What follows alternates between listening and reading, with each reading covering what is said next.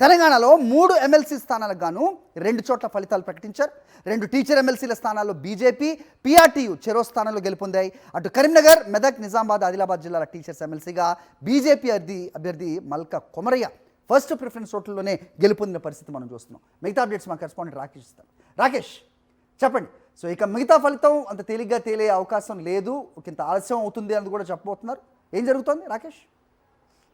తెలంగాణలో జరిగిన 3 ఎమ్మెల్సీ స్థానాల ఎన్నికలకు సంబంధించి నిన్న 2 స్థానాల ఫలితాలు వెల్లడయ్యాయి. నల్గొండ, ఖమ్మం అలాగే వరంగల్ ఈ 3 ఉమ్మడి జిల్లాలకు సంబంధించిన టీచర్ ఎమ్మెల్యేకి సంబంధించిన ఫలితాలు నిన్న వెల్లడయ్యాయి. రెండవ ప్రాధాన్యత ఓటుతో పీఆర్టీయూకి సంబంధించిన నేత పింగిలి శ్రీపాల్ రెడ్డి విజయం సాధించారు. ఇక నిజామాబాదు అలాగే కరీంనగర్, ఆదిలాబాద్, మెదక్ సంబంధించిన టీచర్ ఎమ్మెల్సీ స్థానానికి సంబంధించి బీజేపీ బలపరిచిన మల్కా కొమరయ్య మొదటి ప్రాధాన్యత ఓట్లతోనే గెలుపొందారు. అయితే మెదకు అలాగే నిజామాబాద్, కరీంనగర్, ఆదిలాబాద్కు సంబంధించిన గ్రాడ్యుయేట్ ఎమ్మెల్సీ ఎన్నికలకు సంబంధించిన కౌంటింగ్ మాత్రం ఉత్కంఠకు తెరలేపింది.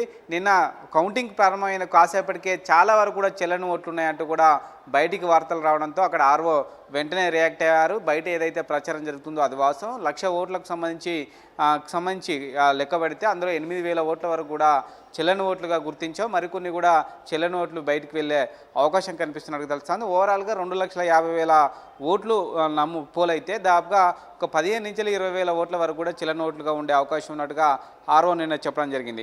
ఇప్పటి వరకు మొత్తం కూడా 20 ఓట్ల చొప్పునకు సంబంధించి మాత్రమే బండిల్స్ కడుతున్నారు. ఈ ప్రక్రియ అంతా కూడా మధ్యాహ్నం వరకు జరుగుతుంది.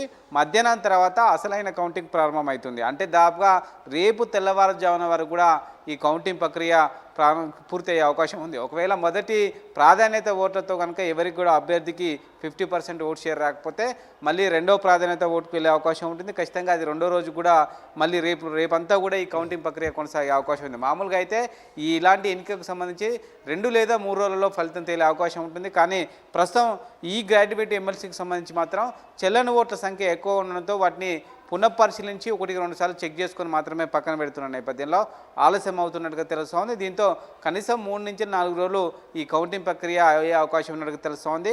దీంతో ప్రధాన పార్టీల మధ్య అయితే కొంత ఉత్కంఠ కనిపిస్తోంది. కాంగ్రెస్ పార్టీ కేవలం ఈ ఒక్క స్థానంలో పోటీ చేశారు. ఖచ్చితంగా ఈ స్థానాన్ని గెలిచి ఖచ్చితంగా తాము సంబంధించి తమ బలాన్ని నిరూపించుకోవాలని అధికార పార్టీ భావిస్తుంటే సంబంధించి బీజేపీ మాత్రం ఈ స్థానం గెలిస్తే ఖచ్చితంగా ప్రత్యామ్నాయం తామే అని చెప్పుకోవడానికి అవకాశం ఉంటుందంటూ కూడా బీజేపీ ప్రయత్నం చేస్తోంది. మొత్తానికైతే ఈ 2 పార్టీల నడుమ బీఎస్పీ నుంచి పోటీ చేసిన అభ్యర్థి కూడా ఖచ్చితంగా గెలుపుపైన ధీమా వ్యక్తం చేస్తున్నారు. దీంతోపాటు బీసీ నినాదం కూడా ఈ ఎన్నికల్లో పనిచేసింది కాబట్టి ఫలితాల యొక్క రిజల్ట్ను బట్టి దీన్ని సంబంధించి వివిధ రాజకీయ పార్టీలు అనుకూలంగా మలుచుకోవాలనే ఆశతో ఎదురు చూస్తున్నారు. రైట్. అయితే బీసీల నినాదం అని మీరు మాట్లాడారు కాబట్టి సో ఎవరికి ఎన్ని సీట్లు ఇచ్చారు, ఏ వర్గాలకి ఎవరిని నిలబెట్టారు అనేది కూడా ప్రధానంగా మనం ఎన్నికల ముందు చర్చ చూసాం. ప్రస్తుతం ఫలితాల్లో అదేమన్నా రిఫ్లెక్ట్ అవుతుందా రాకేష్? నిన్నకు సంబంధించి మనకు 2 టీచర్ ఎమ్మెల్సీలు చూస్తే అందులో బీజేపీ బలపరిచిన సంబంధించి మల్కా కొమరయ్య టీచర్ ఎమ్మెల్సీలో సంబంధించి కరీంనగర్ స్థానం నుంచి గెలవడం జరిగింది. అయితే అది ది సేమ్ టైం నల్గొండ స్థానం నుంచి పోటీ చేసిన పూల రవీందర్ కానీ మిగతా నేతలు కానీ ఏదైతే బీసీ అంశాన్ని తెరపైకి తీసుకొచ్చారో వారందరూ కూడా 4th, 5th స్థానంలో ఉన్న పరిస్థితి కనబడుతోంది. దీంతో బీసీ నినాదంతో పాటు ఏదైనా ప్రధాన రాజకీయ పార్టీ కనుక మద్దతు ఉంటే అది వర్కౌట్ అయ్యే అవకాశం ఉన్నట్టుగా ప్రస్తుతం కౌంటింగ్ సరళి రిజల్ట్స్ సరళిని చూస్తే మనకు అర్థమవుతుంది. రైట్ రాకేష్.